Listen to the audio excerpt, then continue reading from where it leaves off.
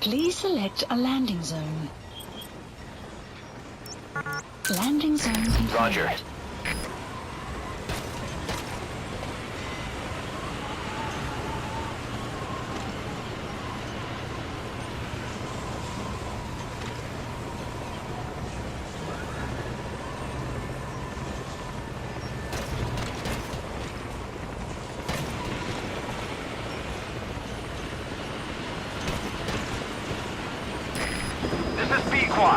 Arriving shortly at LZ.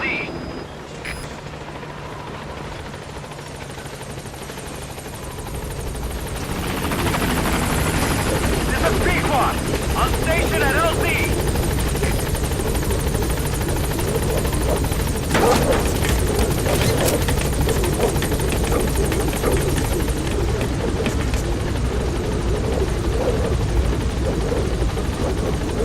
Gaining altitude.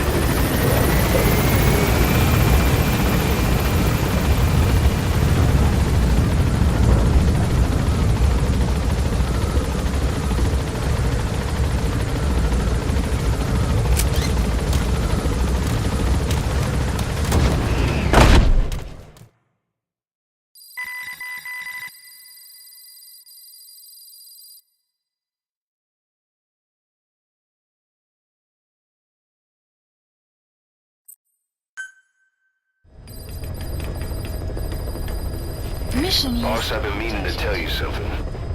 Our old friend Zero hasn't been seen in public since you left the States. That was over 10 years ago now. You suspected he was responsible for the accident at your base in the Caribbean. But at that point, Zero was already bedridden. So it never felt right to me that Zero gave the order. Now that I've seen the man Emmerich was working for, I'm sure he didn't. I know that man. He was our old friend's XO.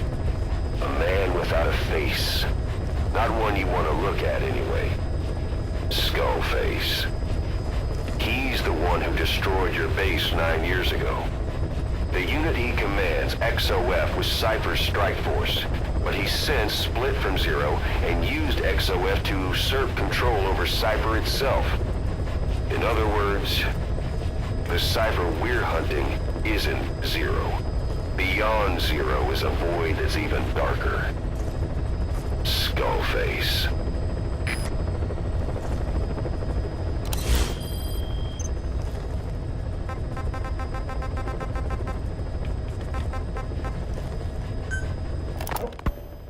DD makes a pretty good partner, huh, boss? Too early to say. Yeah? Just seeing him come back makes me real proud. What breed is he? He's not a husky. You're right. Siberian Husky is a cross between a Spitz-type dog and a wolf. I think DD might have some wolf blood in him, too. He isn't just smart. He's also shown remarkable judgment. If he doesn't do what you want him to, he's just doing what he thinks is right in the situation. And he's steady under fire. Remember, he's no lapdog. But learn his strengths, and you'll understand each other soon enough. You'll make one hell of a team. Ocelot. Why'd you take it upon yourself to train him? Huh? Why? Yeah. When's the last time you heard a wild cat raising a dog? I have an eye for him. I knew at first glance he'd make the right partner for you. Huh. And I figured it was about time he got out into the world. So you passed him off on me? There, you see? I knew you liked him. I don't know about that yet. I still think he's trying to figure me out, too. I'll spend some more time with him. You'll see how helpful he can be. What about you? I prefer to work alone. Ocelots don't hunt in packs. Yeah, something like that. Anyway, I'm glad you like him. DD's really taken to you, too. And to going on your walks. Don't be shy about taking him with you in the future. I'll think about it.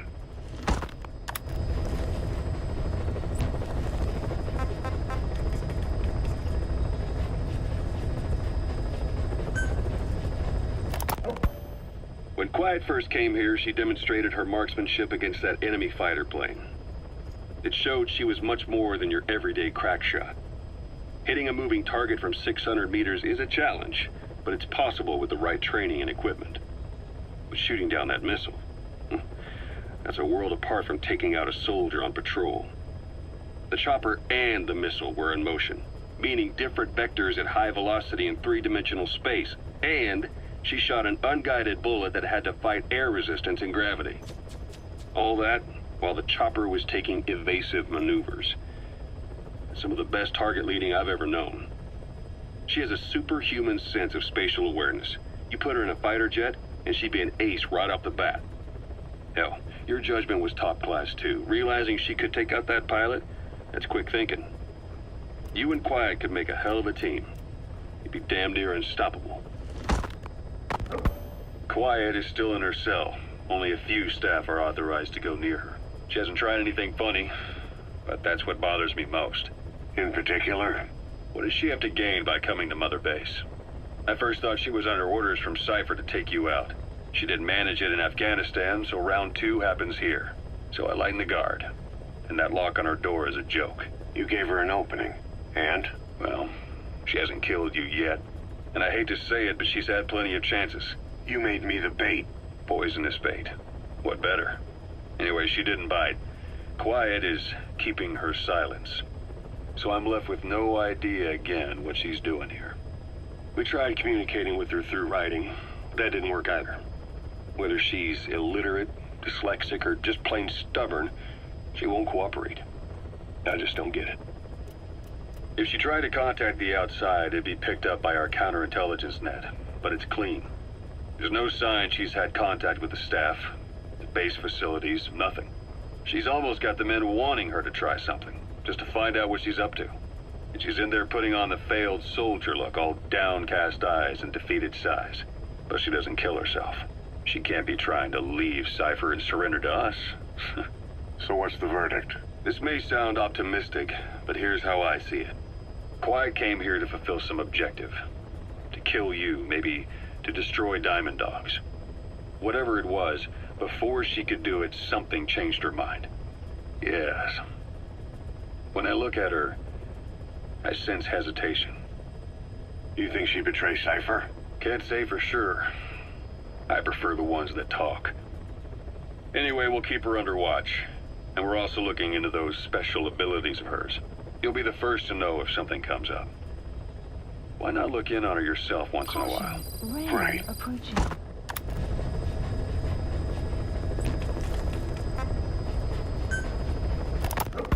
It wasn't just Cypher.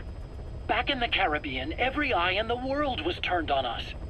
A private army, just a bunch of guys with guns, in possession of a nuke? Why wouldn't they be uncomfortable?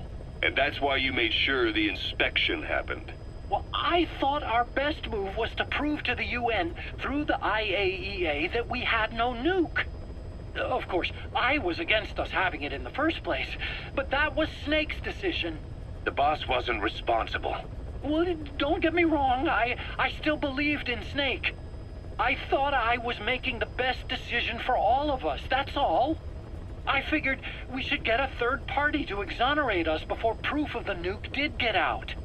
And who better to do that than an organization with international authority? So the truth is, you took it upon yourself to agree to an inspection arranged by the UN. Only the inspection was a ruse, and Cypher's strike force, XOF, showed up instead. I had no idea that would happen. Enough bullshit! Oh, sure, like I could have known. You know, I was just trying to prove our innocence to the world. What's wrong with that?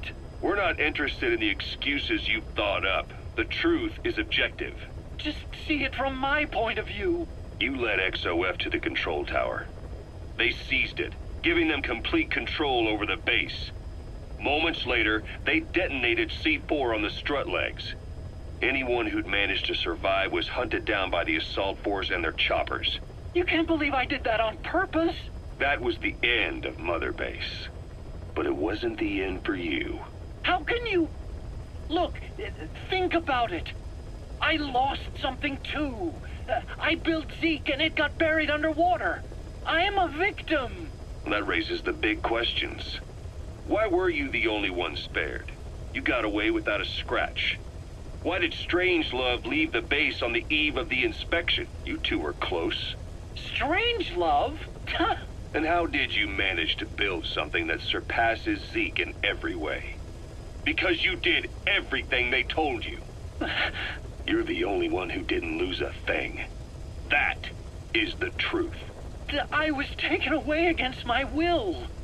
Skullface forced me to do his research these past 9 years. He used me. I lost 9 years. 9 years. We all lost 9 years. It wasn't just you. I suppose blaming me makes you feel better, does it? But who's gonna give me back all the time I lost? You're not getting anything back. You're not a victim here, Emmerich. You're the perpetrator. I didn't know anything. Nobody can back that up. Yeah, all the evidence is at the bottom of the ocean. You know the hardest man to break? The type who's fooling himself. That takes time. It's easier to live a convenient lie than a painful truth. Is that the piece you've chosen, Doc? I'm not lying. Of course. Just let me check one or two things. On that day, you were in the control tower with them. Lucky you. That's how you got out unscathed. And you escaped on one of their choppers. Only you, right before the base went under. They had me blindfolded the whole time. I've never been so scared. The whole flight, I thought they'd kill me.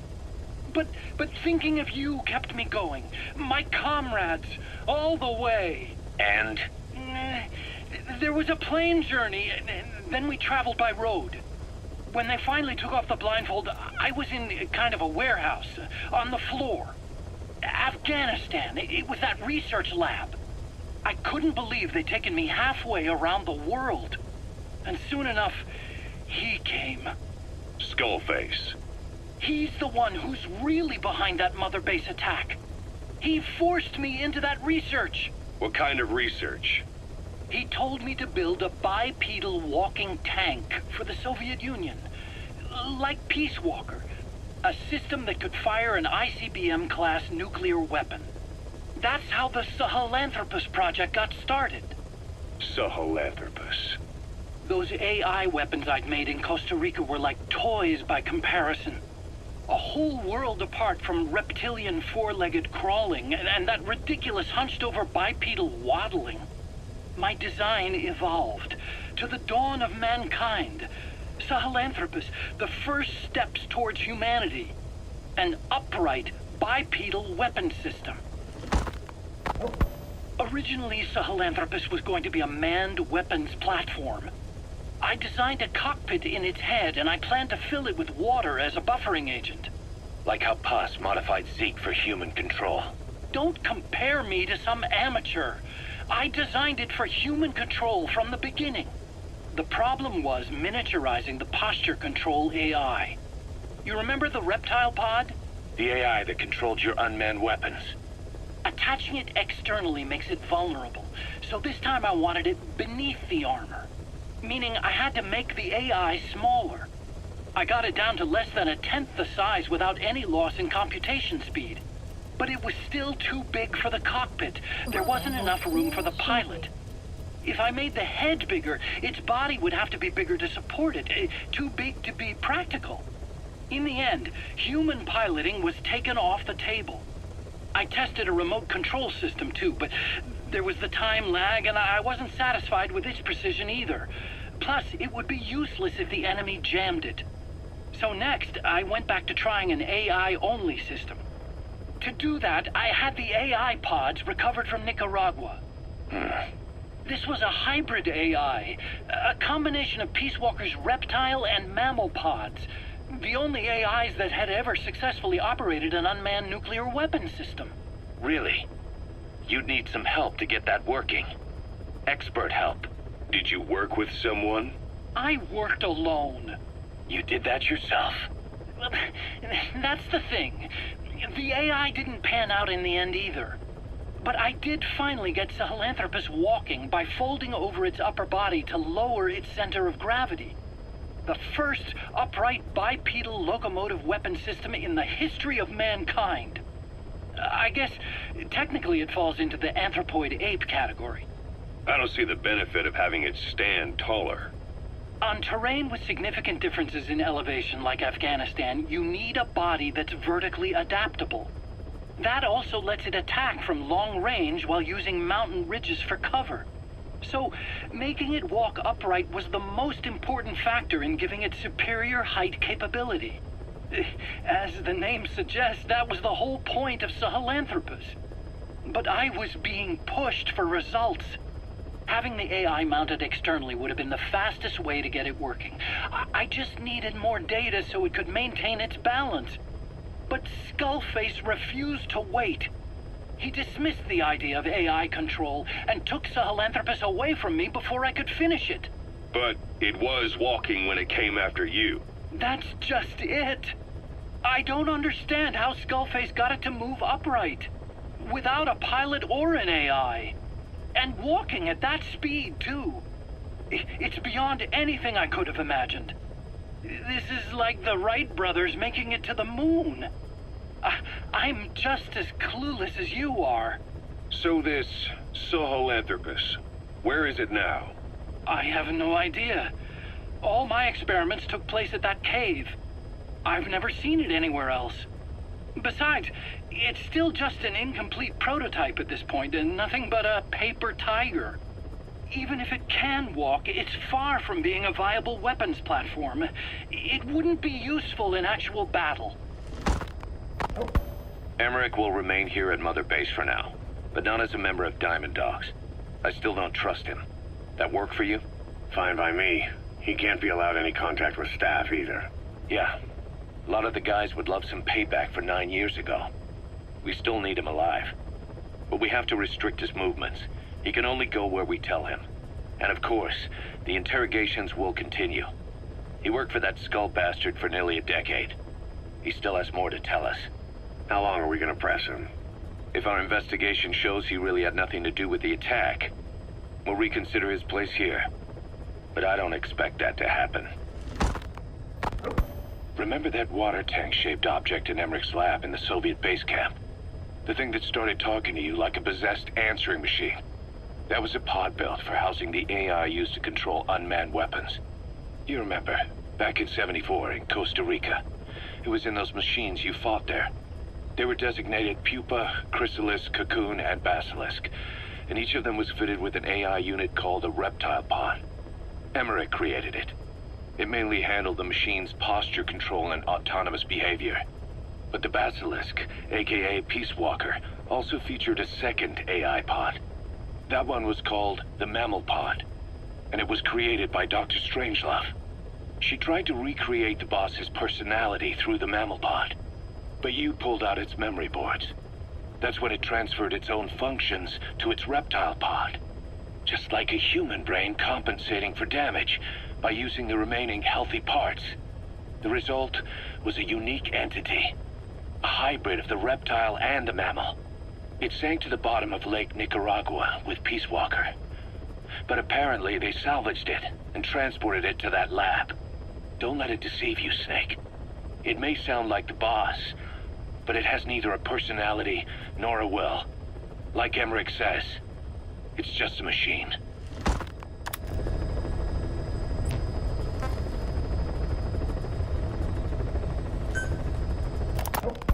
Ever since the attack on your unit 9 years ago, the name Big Boss has become known the world over.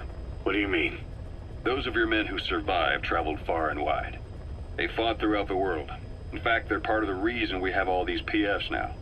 Every one of them suffered their own phantom pain from losing you. Talking about you wherever they went helped to heal their wounds. Your actions and words, your legend, has been told on every battlefield they've set foot on. Obviously, as the tales have spread, the truth's been distorted, painted over. Big Boss sacrificed himself to show us the threat that Cypher poses. He sounded a warning, so it goes. A warning? Too much power destroys the hands that hold it.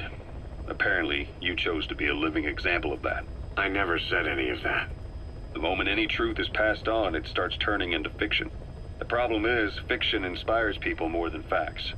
To the world, you're now the legendary mercenary Big Boss. The lessons you've taught the PFs are the reason they're so widespread. They're the reason they've survived. And you know what they all aspire to? To one day go nuclear, just like you did. and stand up to Cypher. Of all the stupid things you could do. They'll never understand what you really wanted. Heroes are misunderstood. It takes a man of the same caliber to understand what drives them. Bottom line is, these guys want to be like their hero big boss. And deep down they all have their eyes on nuclear weapons. They say that a nuke is the only means of standing against Cypher. But these days it's becoming little more than a slogan to rally the troops and survive in a cutthroat business. Currently, there are 3 major PFs who've expanded into Central Africa. CFA, Rogue Coyote, and Zero Risk Security. HEC's investigations have shown there's almost no overlap between their areas of operation. It's not so much a turf war, more like they have a gentleman's agreement. If you do cross paths with them, you probably won't have to face more than one at a time. Still, don't expect a walk in the park. The CFA, Contract Forces of Africa. These guys are a major player. Their head office is in Pretoria, South Africa. That's also where the South African Defense Force is headquartered. We think the two are closely connected. An HEC investigation revealed that most of the CFA's operators are former SADF soldiers. South Africa has been locked in struggles with neighboring regimes for years. That means constant action. And we know better than anyone that's the best kind of training. A company drawing its recruits from hardened military vets. You can bet they know how to handle themselves. Do not underestimate them. Within the CFA is a company of soldiers made up mainly of locally hired operators. They speak Afrikaans to communicate with personnel from the CFA. But if you notice any speaking the local language, that's them. Though hired from the local population, they were originally part of a paramilitary group, so they'll have plenty of combat experience. And unlike their days shooting junkyard rifles out of beat-up pickup trucks, the CFA now supplies them with the latest gear from the West. On top of that, they've been combat trained by the South African Army. All that adds up to a much stronger fighting force. So don't brush them off. Look at the Angola-Zaire border region. The east bank of the Munene River in particular. It's a microcosm of a problem that stretches all across Africa. There's a civil war going on in Angola fought between the government MPLA and the Western-backed UNITA. Zaire is still a dictatorship under President Mobutu, but numerous uprisings have broken out in its remote regions. With all the trouble elsewhere keeping their hands full, neither government has control over their side of the border. They depend on militias and PFs, as do the rebels. Government forces, guerrillas, militants, groups of all shapes and sizes hawk whatever resources they can to hire PFs. Conflict brings PFs. PFs expand the war zone, and more conflicts erupt in a continuous chain reaction. Sounds like our kind of work. Mother Base could grow by leaps and bounds.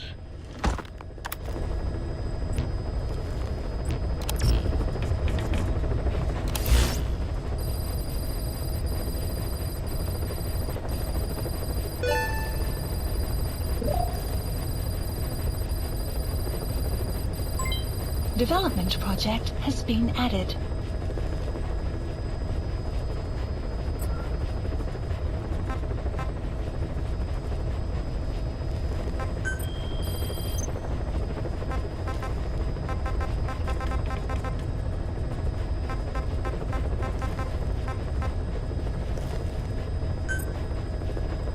Please select a landing zone.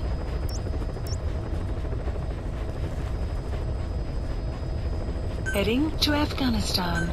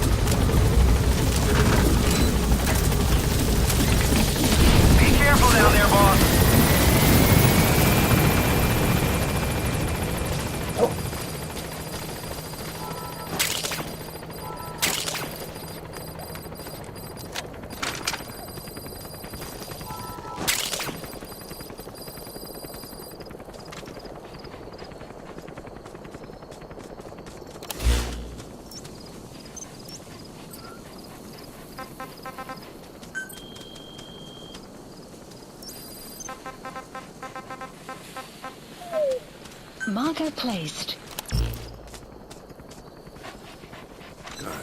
Good dog.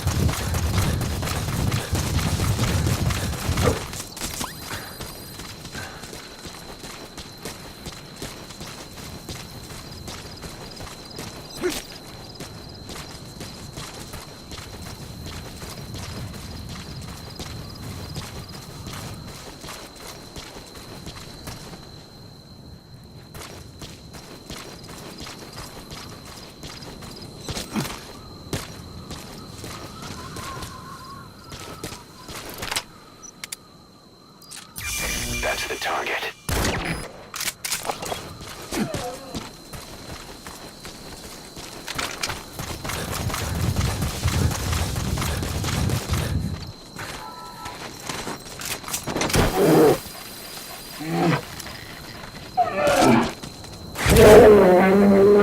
Side op completed. Side ops list updated.